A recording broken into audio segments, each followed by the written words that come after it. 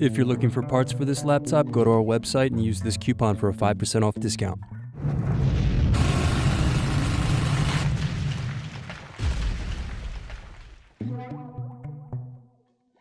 First unscrew, then use fingers to remove base cover.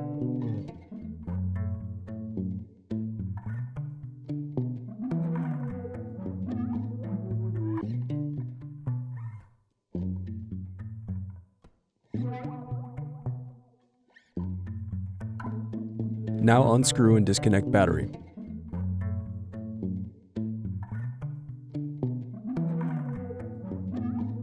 Then unscrew and remove SSD. Next, disconnect and remove speakers.